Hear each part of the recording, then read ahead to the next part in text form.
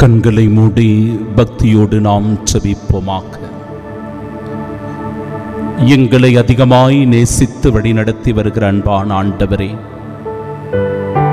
தவக்காலத்தை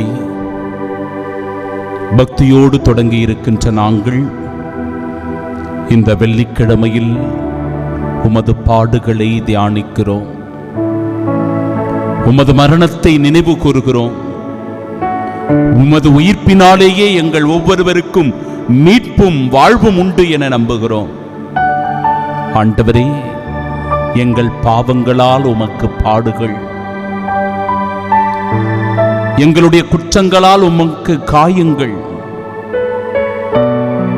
எங்களுடைய பலவீனங்களால் நீர் சாட்டையடியும், ஈட்டியால் குத்தப்பட்டும் வேதனைக்கும் துன்பத்திற்கும் உள்ளானீர்.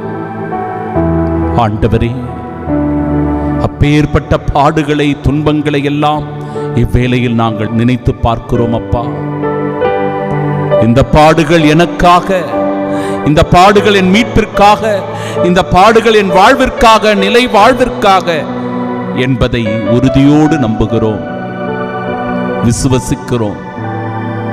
அன்பு தகப்பனே, உமது சாட்சியாய் இந்த நாளில் வாழ எங்களை அன்பிலும் அமைதியிலும் வழிநடத்தும். உண்மைக்கும் நீதிக்கும் நேர்மைக்கும் குரல் கொடுக்கிறவர்களாய் துணிவோடு வாழச் செய்தருளும். உமது பாதுகாப்பிலும் அரவணைப்பிலும் நல்ல உடல் உள்ள சுகத்துடன் ஆரோக்கியத்துடன் வாழ வரம் வேண்டி செபிக்கின்றோம். ஆமீன்.